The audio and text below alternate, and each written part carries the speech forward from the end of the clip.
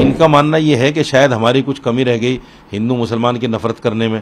कभी मदरसों को छेड़ देते हैं, कभी दरगाहों को छेड़ देते हैं, कभी किसी और चीज़ को छेड़ देते हैं, मतलब कुछ ना कुछ ये करते रहते हैं। तो इनकी सोच ये है कि शायद हिंदू वापस आएगा। हर एक्ट में संशोधन हुआ है, ये कोई नई बात नहीं है कि वक्फ एक्ट में ही संशोधन हो रहा है। नहीं, मेरी गवर्नमेंट से यही अपील है कि इसमें बेसिकली किसी अमेंडमेंट की ज़रूरत नहीं है, और अगर किसी अमेंडमेंट की ज़रूरत गवर्नमेंट को महसूस हो रही है तो कम से कम जो स्टेक होल्डर्स हैं उनकी राय ज़रूर इनकॉर्पोरेट की जाए, उनकी राय ली जाए। इनका मानना यह है कि शायद हमारी कुछ कमी रह गई हिंदू मुसलमान की नफरत करने में, लाओ और ज़्यादा करके देखते हैं।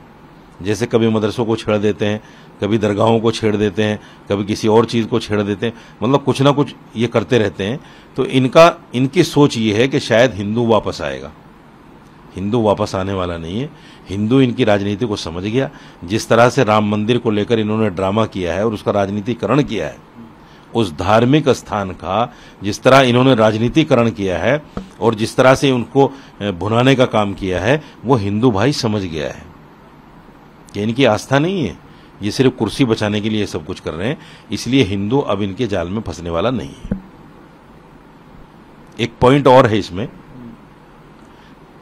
जो सेकुलर पार्टियां इनके साथ लगी हुई हैं, चाहे वो जेडीयू हो या तेलुगु देशम पार्टी हो या बीजू जनता दल हो, क्या उन लोगों को नहीं सोचना चाहिए? तुम मुसलमानों के वोट से आते हो और ये आए दिन मुसलमानों पे हमला कर रहे हैं, तुम्हें शर्म आनी चाहिए, इनसे समर्थन वापस ले लेना चाहिए। या तो इनको बोलना चाहिए कि अगर ऐसी बातें करोगे तो हम समर्थन वापस ले लेंगे। कम से कम दबाव तो बनाए। वो बिल्कुल सामने देखकर तमाशा देख रहे हैं। इसलिए मुसलमानों को ये भी सोचना पड़ेगा, उन सेक्युलर पार्टियों के लिए भी। देखिए, पहली बात तो ये है कि मैं ये समझता हूँ कि जो वक्फ के अंदर जो अमेंडमेंट हो रहा है, कल कैबिनेट की बैठक हुई है और अब कल संसद में इस पर प्रस्ताव आना है। अमेंडमेंट एक प्रक्रिया है जो समय समय पर होती रहती है।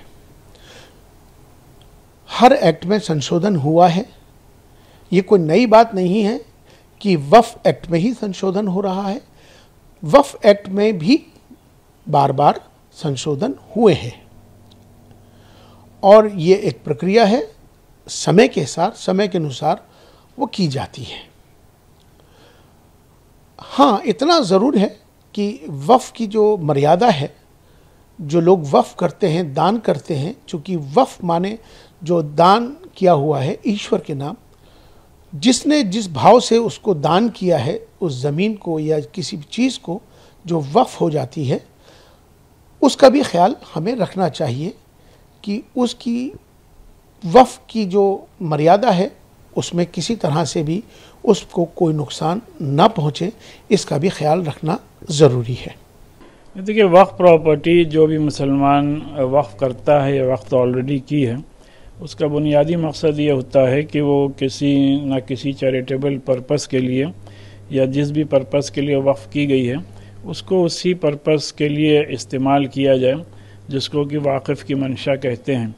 तो लिहाजा पूरे मुल्क में लाखों प्रॉपर्टीज़ हमारे बुज़ुर्गों ने इस मकसद के लिए वक्फ की है, जिसमें कि ज़्यादा जो प्रॉपर्टीज़ हैं, अराउंड आप कह सकते हैं मोर देन 60 to 70% प्रॉपर्टीज़ मसाजिद यानी मस्जिदें और कब्रिस्तानों और दरगाहों की शक्ल में हैं। और इसी के साथ साथ मुल्क में इन प्रॉपर्टीज़ को रेगुलेट करने के लिए 1995 का वक्फ एक्ट मौजूद है। फिर 2013 में गवर्नमेंट ने उसमें कुछ अमेंडमेंट्स किए और ये वक्फ बोर्ड मुल्क भर में अपना काम कर रहा है। और जाहिर सी बात है, इसमें ज़रूरत इस बात की है कि जिन प्रॉपर्टीज़ पे, वक्फ प्रॉपर्टीज़ पे जो इंक्रोचमेंट है, उन इंक्रोचमेंट्स को तर हकीकत हटाना चाहिए। और दूसरी बात यह कि जिन प्रॉपर्टीज़, वक्फ की प्रॉपर्टीज़ पे गवर्नमेंट बिल्डिंग्स बनी हैं, तो हम लोग एक ज़माने से मुख्तलिफ़ हुकूमतों से डिमांड करते आ रहे हैं कि उसका अगर हटाना मुमकिन ना हो तो उसका रेंट गवर्नमेंट मार्केट रेट के हिसाब से वक्फ बोर्ड को दे, जिससे वक्फ बोर्ड के मसाइल हल हों।